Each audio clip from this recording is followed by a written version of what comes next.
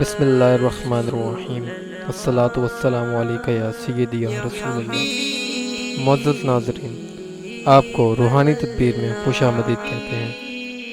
In video series میں ہم سیرت النبی صلی اللہ علیہ وسلم پر روشنی ڈالیں گے۔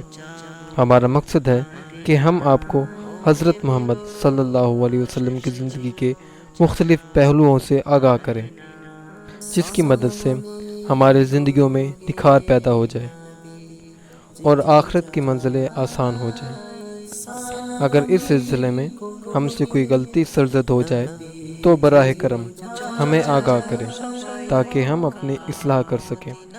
انسان ہونے کے ناطے غلطیاں ممکن ہیں اور ہم ان سے سیکھنے کی کوشش کریں گے۔ آپ کی آراء اور تجاویز ہمارے لیے نہایت قیمتی ہیں۔ اللہ سے دعا ہے کہ حضرت محمد صلی اللہ علیہ وسلم کے صدقے ہماری ادنا سی کاوش قبول فرمائے، آمین۔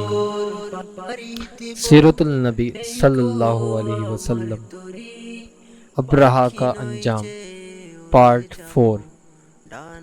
ابرہہ کے ہاتھی کو اٹھانے کی مسلسل کوشش جاری رہی کہ اچانک سمندر کی طرف سے ان کی طرف اللہ تعالیٰ نے ابابیلوں کو بھیج دیا۔ وہ ٹڈیوں کے جھنڈ کی طرح آئیں۔ دوسری طرف عبد المطلب مکہ میں داخل ہوئے، حرم میں پہنچے اور کعبے کے دروازے کی زنجیر پکڑ کر ابرہہ اور اس کے لشکر کے خلاف فتح کی دعا مانگی۔ ان کی دعا کے الفاظ یہ تھے: اے اللہ، یہ بندہ اپنے قافلے اور اپنی جماعت کی حفاظت کر رہا ہے، تو اپنے گھر یعنی بیت اللہ کی حفاظت فرما۔ ابرہہ کا لشکر فتح نہ حاصل کر سکے، ان کی طاقت تیری طاقت کے آگے کچھ بھی نہیں۔ آج صلیب کامیاب نہ ہو۔ صلیب کا لفظ اس لیے بولا کہ ابرہہ عیسائی تھا اور صلیب کو عیسائی اپنے نشان کے طور پر ساتھ لے کر چلتے تھے۔ اب انہوں نے اپنی قوم کو ساتھ لیا اور ہیرا پہاڑ پر چڑھ گئے، کیونکہ ان کا خیال تھا وہ ابرہہ کا مقابلہ نہیں کر سکیں گے۔ اور پھر اللہ تعالیٰ نے پرندوں کے جھنڈ بھیج دیے۔ یہ پرندے چڑیا کی قدرے بڑے تھے۔ ان میں سے ہر پرندے کی چونچ میں پتھر کے 3 ٹکڑے تھے۔ یہ پتھر پرندوں نے ابرہہ کے لشکر پر گرانے شروع کیے۔ جو ہی یہ پتھر ان پر گرے، ان کے ٹکڑے ہو گئے، بالکل اسی طرح جیسے آج کسی جگہ اوپر سے بم گرایا جائے تو جسموں کے ٹکڑے اڑ جاتے ہیں۔ ابرہہ کا ہاتھی محمود البتہ ان کی کنکریوں سے محفوظ رہا، باقی سب ہاتھی تہس نہس ہو گئے۔ یہ ہاتھی 13 عدد تھے، سب کے سب کھائے ہوئے نحوست کی مانند ہو گئے، جیسا کہ سورہ فیل میں آتا ہے۔ ابرہہ اور اس کے کچھ ساتھی تباہی کا یہ منظر دیکھ کر بری طرح بھاگے، لیکن پرندوں نے ان کو بھی نہ چھوڑا۔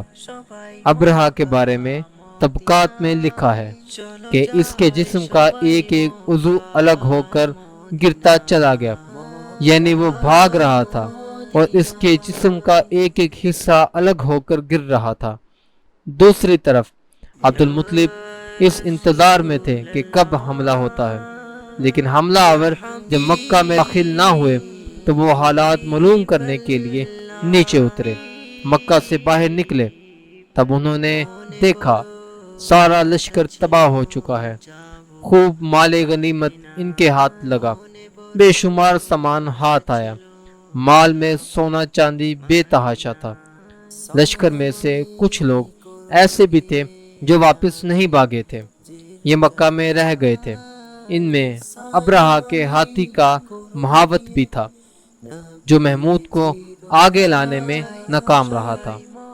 ہمارے نبی کریم حضرت محمد صلی اللہ علیہ وسلم اس واقعے کے چند دن بعد پیدا ہوئے۔ آپ جس مکان میں پیدا ہوئے وہ صفا پہاڑی کے قریب تھا۔ حضرت کعب احبار رضی اللہ تعالی عنہ روایت کرتے ہیں کہ میں نے تورات میں پڑھا تھا کہ رسول اللہ صلی اللہ علیہ وسلم کی پیدائش مکہ میں ہوگی۔ یہ کعب پہلے یہودی تھا، اس لیے تورات پڑھا کرتے تھے۔ دنیا میں آتے ہی حضور اکرم صلی اللہ علیہ وسلم روئے حضرت عبد الرحمن بن عوف رضی اللہ تعالیٰ عنہ کی والدہ کہتی ہیں کہ جب حضرت آمنہ رضی اللہ تعالیٰ عنہما کے ہاں اولاد ہوئی تو میں وہاں موجود تھی۔ آپ صلی اللہ علیہ وسلم میرے ہاتھوں میں آئے۔ یہ غالباً دائیہ تھی، ان کا نام شفا تھا۔ فرماتی ہیں جب آپ صلی اللہ علیہ وسلم میرے ہاتھوں میں آئے تو روئے۔ آپ صلی اللہ علیہ وسلم کے دادا عبد المطلب کو آپ کی ولادت کی اطلاع دی گئی۔ وہ اس وقت خانہ کعبہ کا طواف کر رہے تھے۔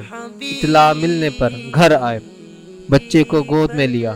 اس وقت آپ کی والدہ نے ان سے کہا یہ بچہ عجیب ہے، سجدے کی حالت میں پیدا ہوا ہے، یعنی پیدا ہوتے ہی اس نے پہلے سجدہ کیا، پھر سجدے سے سر اٹھا کر انگلی آسمان کی طرف اٹھائی۔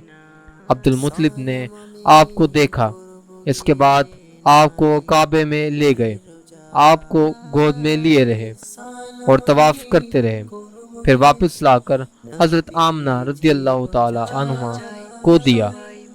آپ کو عرب کے دستور کے مطابق ایک برتن سے ڈھانپا گیا، لیکن وہ برتن ٹوٹ کر آپ کے اوپر سے ہٹ گیا۔ اس وقت آپ اپنا انگوٹھا چوستے نظر آئے۔ اس موقع پر شیطان بری طرح چیخا۔ تفسیر ابن مخلد میں ہے کہ شیطان صرف 4 مرتبہ چیخا۔ پہلی بار اس وقت جب اللہ تعالیٰ اسے ملعون ٹھہرایا، دوسری بار اس وقت جب اسے زمین پر اتارا گیا، تیسری بار اس وقت چیخا جب آن حضرت صلی اللہ علیہ وسلم کی پیدائش ہوئی، اور چوتھی مرتبہ اس وقت جب نبی کریم صلی اللہ علیہ وسلم پر حضرت حسان بن ثابت رضی اللہ عنہ کہتے ہیں میں 8 سال کا تھا، جب کچھ دیکھتا اور سنتا تھا اس کو سمجھتا تھا۔ ایک صبح میں نے یثرب یعنی مدینہ منورہ میں ایک یہودی کو دیکھا۔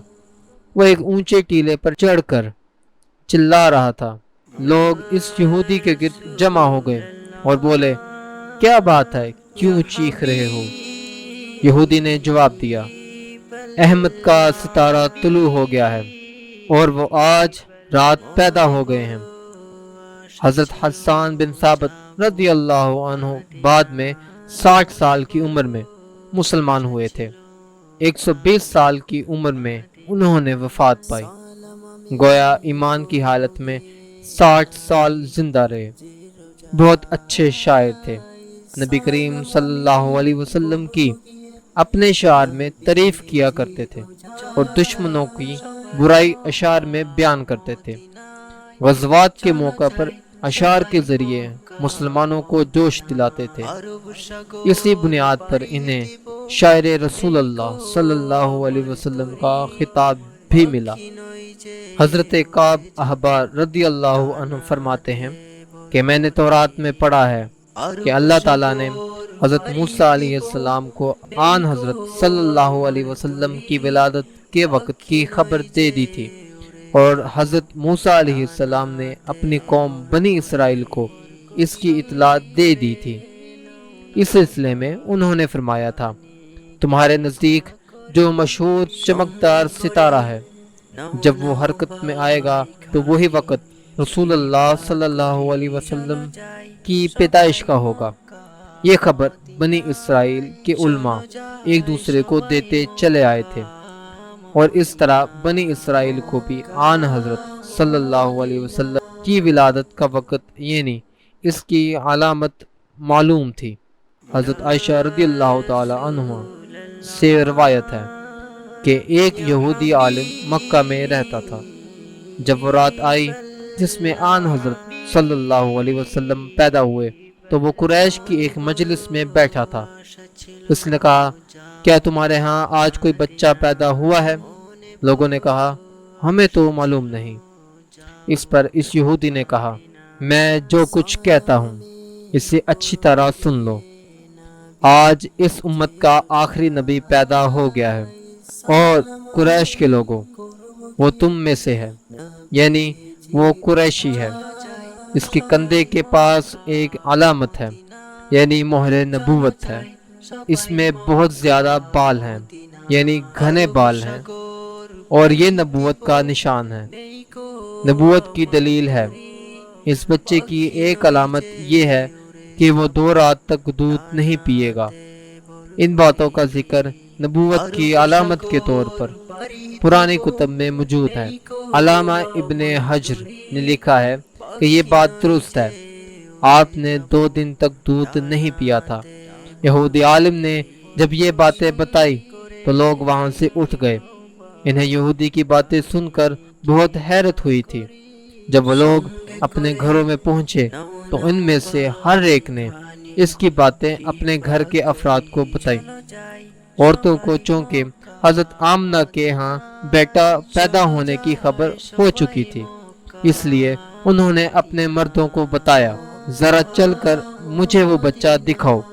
لوگ اسے ساتھ لیے حضرت آمنہ کے گھر کے باہر آئے، ان سے بچہ دکھانے کی درخواست کی۔